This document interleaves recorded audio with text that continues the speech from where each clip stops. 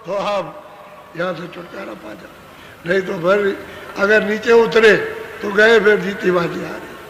तो जिन जिन ने गुरु भक्ति धारण की उनका काम हो गया। बोलो।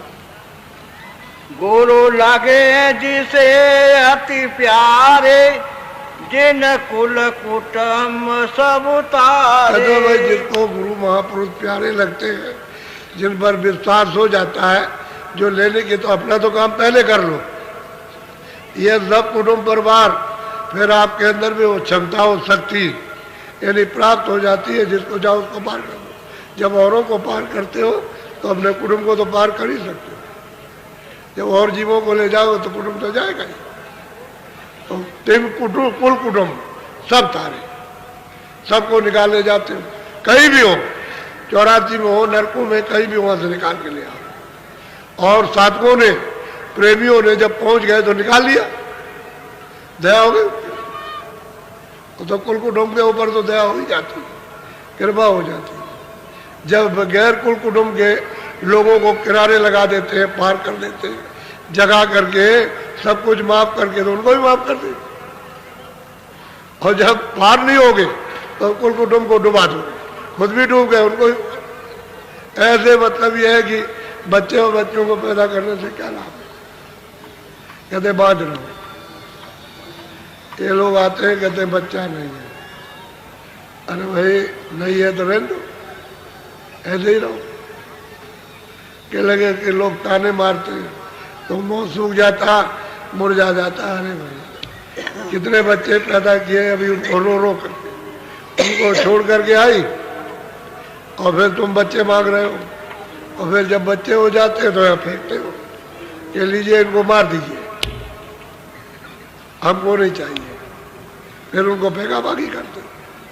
और फिर कहते बच्चे, अरे तुम्हारे कितने जन्मों में बच्चे ही तो मिलते रहे, और तुम बच्चे बनते रहे, और तुमसे उन्होंने प्यार किया, तुमने किया, और न उनका भला हुआ न तुम्हारा भला हुआ। और फिर वही मांगते, कूड़ा कचड़ा मांगते हैं, कूड़ा कचड़ा। ये नहीं कहते हो कि मेरी जरूरत घर में पहुंचा दी जाए, जहां से आई वहां तो इस कूड़े कचरे से निकल जाए। नहीं तो पहले भी रोए, अब भी रो रहे हो, न मिलने पर दोनों तरफ से रो रहे हो। नहीं मिला तो रो रहे हो, और मिल गए तो रो रहे हो। हाय अब कहाँ से खिलाए, अब रोजी चली गई, रोजगार चला गया, पैसा खत्म हो गया, बीमारी लग गई, ये लग गया, अब नहीं, अब रोते हो, क्या किया जाए, ऐसे रो रहे हो। और जब नहीं तो रो रहे हो। अरे क्यों झगड़े में फंसते हो? अच्छा है कि निकल चलो, ये मौका फिर नहीं मिलेगा। तो बहुत प्यार से समझा रहे कि अगर खुद पार हो गया तो कुल कुटुंब को सबको पार कर दिया। अगर महापुरुषों से प्यार हो गया और उन्होंने सुरतों को ऊपर दया कर दी और यहाँ से निकाल दिया, पहुंचा दिया, तो उसे पार करने में क्या देर लगती? वो तो गुरु ही उसको पार कर देंगे, उसके पार करने की जरूरत नहीं है। और गुरु अगर चलेगा, पार हो गया तो कर देगा, उसमें कोई बात नहीं है। ये महापुरुषों ने काम किया है। बोलो। धन मात धन पिता मात उन जन के, जिन भक्ति करी। हाँ, वो महापुरुष है, उन माता पिता को कहते हैं धन धन। वो माता पिता कितने अच्छे हैं कि उन पुत्रों ने पुत्रियों ने महापुरुषों की भक्ति की और अपनी जीवात्मा को जगा करके घर में पहुंचाया। वो माता पिता धन है जिन्होंने बच्चों को पैदा किया। ऐसी कल्पना रखनी चाहिए कि मेरे बच्चे बच्चियां भक्ति धारण और किनसे मिले महापुरुष। अभी क्या करते हो ना, क्या लगे वहां सत्संग में जा रहे कि नहीं जा सकता, तेरे पैर काट देंगे। अब स्त्री से कहते पैर काट देंगे, तो फिर स्त्री चिढ़ गई तो कहती तुम भी नहीं जा सकते। तो दोनों में झगड़ा हो गया, कलह हो गई।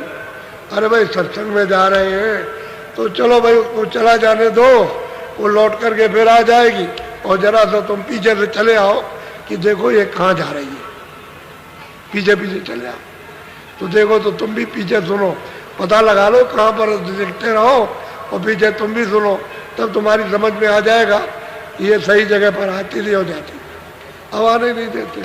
कभी कभी स्त्री बाधक बन जाती, कभी कभी पुरुष बाधक बन जाता, कभी कभी माँ बाप के लिए बच्चे बाधक बन जाते, कभी बच्चों के माँ बाप बाधक बन जाते, कभी ये न बने तो रिश्तेदार बाधक, एक दूसरा कंटक है, बड़ी मुसीबत।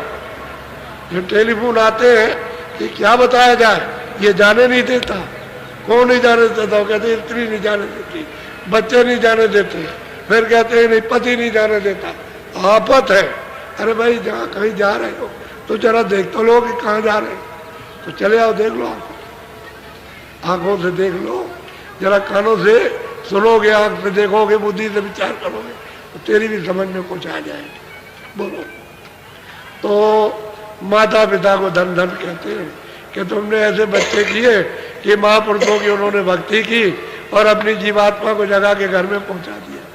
ऐसे बच्चे बच्चियां अपने कुल को पार कर देते, उतार देते। बोलो। जिन सही मलामत जग की तिन मिली रास। सही और सच्ची बात तो यह है कि जो बच्चे और बच्चियां जगत की बुराई को, यानी मतलब इस निंदा को जो सहन करते हैं, बर्दाश्त कर लेते हैं, वो पार जाते हैं, क्योंकि उनके शब्दों को पकड़ते ही नहीं। कोई गाली दे रहा, कोई बुरा कह रहा, कोई ऐसा है, कोई वैसा, कुछ नहीं, वो मन में कुछ रखते ही नहीं, जहाँ रही वही गांठ में बांधते ही नहीं, वो पार जाते हैं, वो पार जाते हैं। और जिन्होंने गांठ में बांध लिया रोते रहते, वो क्या कह रहा, वो ये कह रहा, वो ये कहता, वो ये कहता, वो ये कहता, भाई इसी में फंसे रहे। और जिसके कुछ नहीं बांधा वही छोड़ दिया, चले आए। तो इस मलामत को, इस बुराई को, इस निंदा को प्रेमी लोग बर्दाश्त कर लेते हैं और वो ऐसे हसद करते, कुछ नहीं, पागल है, पागल है, मूर्ख है, गंवार है। जो इस तरह की बात करता है तो उसे क्या पता है कि भाई महापुरुषों से क्या मिलता है, बस इसको समझ करके टाल देते और कुछ कहते रहते नहीं है, उसके बाद अपने ध्यान में नहीं देंगे, बात खत्म हो गई। ऐसे लोग पार जाते हैं, वो अपना काम कर लेते हैं जगत में। बोलो। जो कुल लाज जगत से डरे गुरु भक्ति से। अब महापुरुष कहते हैं कि भाई कुल कुटुंबियों से जो कोई भी डरता है वो गुरु भक्ति नहीं कर सकता, गिर जाएगा, वो उस रास्ते पर नहीं चल सकता। न वो वचन का पालन करेगा, न वो सिमरन करेगा, न वो ध्यान करेगा, न वो भजन करेगा, कुल कुटुंब संसारी जो कहेगा उसको करेगा, तो गिर गया, उससे हट गया। तो ऐसा जीव क्या बिताना, उतरेगा तो चला गया, निकल गया। आया था निकट में, पास में जाने के लिए वो लौट गया, क्योंकि कुल कुटुंबियों ने इतना उसको घुड़काया, इतना डरवाया धमकाया कि उसने वैसे वापस लौट गया। अच्छा भाई हम नहीं जाते, हमने छोड़ दिया। बोलो। रण छोड़े कायर कहलाई सती फिरे भंगी घर जा। अरे भाई कहते हैं भाई अगर तुमने पति को, अगर अपने घर में जाने वाले को तुमने छोड़ दिया तो फिर मतलब ये फिर क्या है, फिर दर दर मारे मारे फिरोगे। जैसे किसी ने अपने पति को छोड़ दिया तो भंगी घर जाना, क्या उसकी इज्जत है, कुछ नहीं। ऐसे महापुरुष कहते हैं कि भक्ति करना, भक्ति कहते हैं आदेश का पालन, भक्ति कहते हैं भजन करो, भक्ति कहते हैं बुरा काम मत करो, भक्ति कहते हैं सबकी सेवा करो, भक्ति कहते हैं भाई संसार में मत करो, भक्ति कहते हैं शरीर तुम्हारा नहीं है, ये बाल बच्चे भी तुम्हारा नहीं है, इससे काम ले लो, काम कर दो, धन दौलत भी तुम्हारा, इससे काम ले लीजिए और फिर कुछ नहीं आपको। इसी को समझदारी से सब काम करो, इसका नाम है भक्ति। और भजन मुख्य, असली भक्ति तो ये कि भजन करो, सूरत को नाम के साथ जोड़ना हुआ है भक्ति। ये सब उपदेश इसीलिए बताया जाता है कि भजन में आ जाओ, दरवाजे पर बैठ जाओ, इधर बैठो इधर, और आवाज को सुनने लगो और चढ़ाई शुरू कर दो, ताकि तुम्हारी आँख भी खुल जाए, कान भी खुल जाए, देखने भी लगो, सुनने भी लगो, तभी तो राज खुलेगा। खजाना तो घाट पे भरा हुआ अमोलक, अब यह घाट को खोदने की तो जरूरत है, जगाने की जरूरत है, सफाई करने की। जगाने का मतलब साफ करना। कूड़ा कचरा साफ हो गया, फिर घाट हो गया। पानी में भी मुंह दिखाई देगा तो घाट पर अपना मुंह दिखाई देता है। इतना शुद्ध और साफ निर्मल मन बुद्धि चित्त अंकरण जीवात्मा सो जन मोह पावे। निर्मल हो जाओ प्राप्त कर। अरे तुम शुद्ध साफ अपने सिंहासन को करो, अपने हृदय को, तो मालिक तो वैसे बैठ जाएगा आकर। वो तो बैठने की जगह तलाश कर रहा, लेकिन तुम उसको गंदा रखते हो तो कहाँ बैठे। सही सच्ची बात तो ये है। बोलो।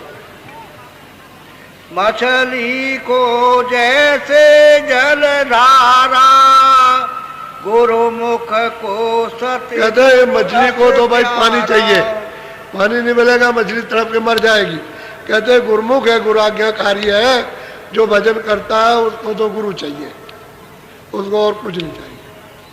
और वो किसी को जानता भी नहीं, वो तो गुरु शब्द को जानता है, उसकी वो भक्ति करता है। उसके बगैर वो जिंदा नहीं रह सकता, वो तड़पता है। ये है गुरु भक्ति।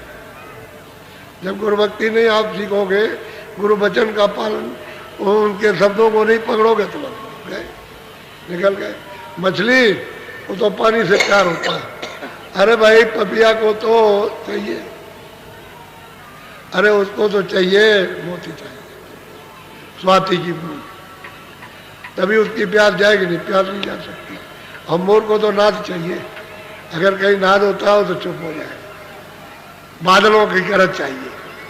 ऐसे ही मृग को चाहिए होता है, कोई बाजा बजाइए तो मृग चुप, अपनी गर्दन कैसे खड़ा करेगा और बस उसको सुनते सुनते सुनते सुनते ऐसे पैर कर लेगा और सिर टेक देगा जमीन में।